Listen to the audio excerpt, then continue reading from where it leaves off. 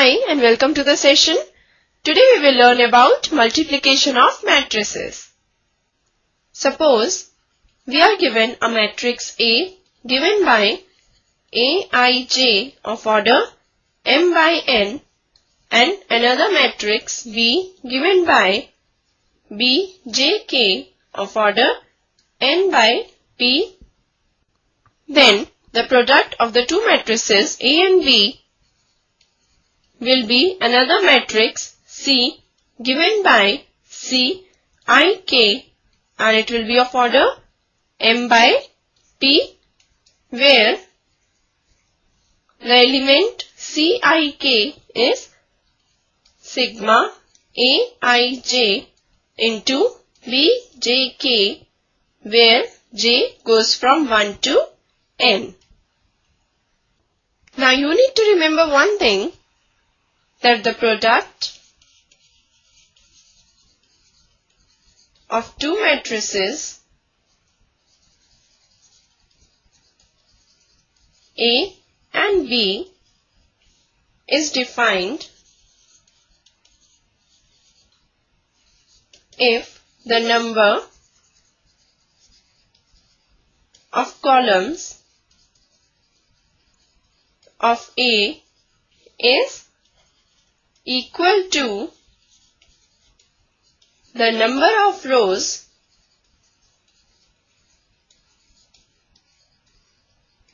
of the matrix B. For example, here the order of matrix A is m by n and the order of matrix B is n by p. Now as we can see that the number of columns of A is n and also the number of rows of B is n. So that means they are equal and thus the product AB is defined. Also, the order of the product matrix AB will be m by p. Now, to make it more clear, let's take one example of multiplication of matrices. Here, we are given two matrices A and B, and we need to find the product matrix C. Now, as we can see that the order of matrix A is 2 by 3 and the order of matrix B is 3 by 2. Now here, number of columns of matrix A is equal to the number of rows of matrix B. That means the product AB is defined and the order of the product matrix C will be 2 by 2. So, it will be a square matrix of order 2. Suppose the matrix C is given by C11, C12, C21 and C22. These are the elements of matrix C. So here, first of all, let us find out C11. Now, for the element C11, we will take first row of matrix A and first column of matrix B. Now, we will take each element of this row and we will multiply it with the corresponding element of this column and will add their product. So here, we will take 3 into 2 plus minus 1 into 1 plus 3 into 3. This will be equal to 14. Now let's find C12. For this, we will take first row of matrix A and second column of matrix B. Now let us multiply each element of this row with the corresponding element of this column. So this will be equal to 3 into minus 3 plus minus 1 into 0 plus 3 into 1. And this will be equal to minus 6. Now let's find out C21. For this, we will take the second row of matrix A and first column of matrix B. Now let's multiply the elements. This will be equal to -1 into 2 plus 0 into 1 plus 2 into 3. And this will be equal to 4. Now we have to find C22.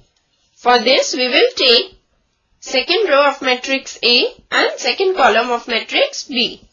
And we will multiply the corresponding elements.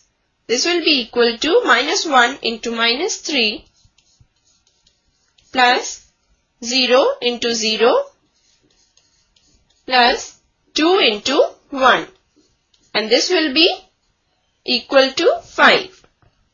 So the matrix C will be 14, that is C11, then C12, that is -6, then 4 and 5. So this is the product matrix C, which is equal to A into B. So I hope the multiplication of matrices must be clear to you. Now the multiplication of matrices is not commutative.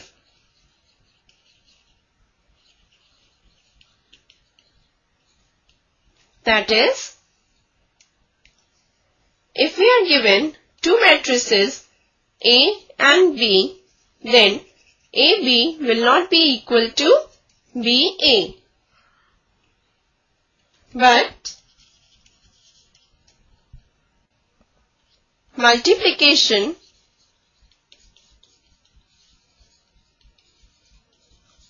of diagonal matrices of same order will be commutative.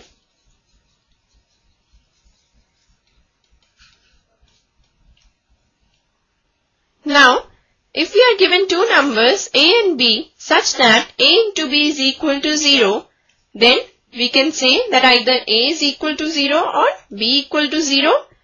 But this is not true in the case of matrices. So, if the product of two matrices is a zero matrix, then it is not necessary that one of the matrices is a zero matrix.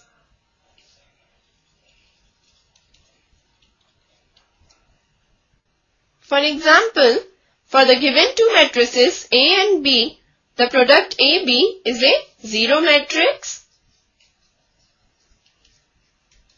But as we can see, neither A is a zero matrix nor B is a zero matrix.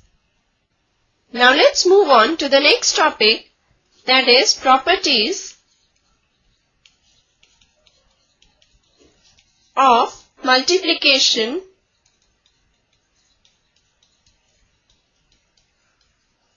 of matrices.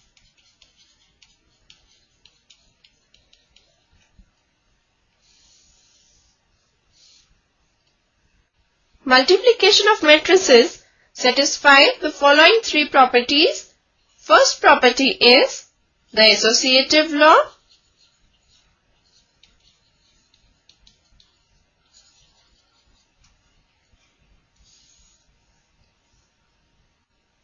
This states that for any three matrices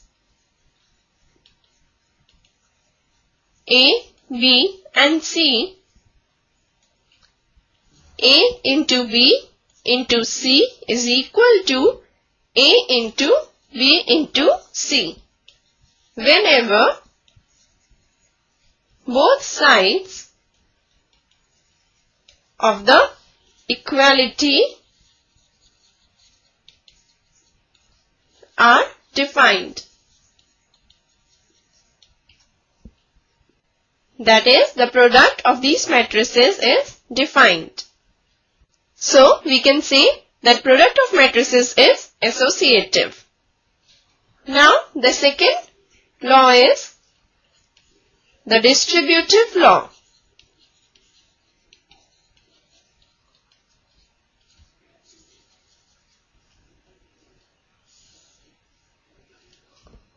This states that for any three matrices A, B and C, A into B plus C is equal to A into B plus A into C. Second, A plus B into C is equal to A into C plus B into C. Whenever both sides of the equality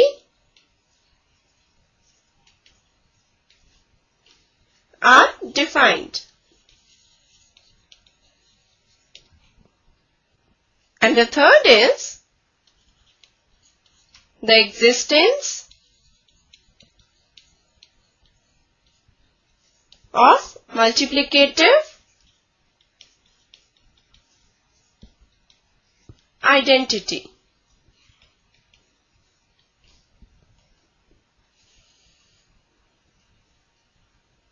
According to this property, for every square matrix A, there exists an identity matrix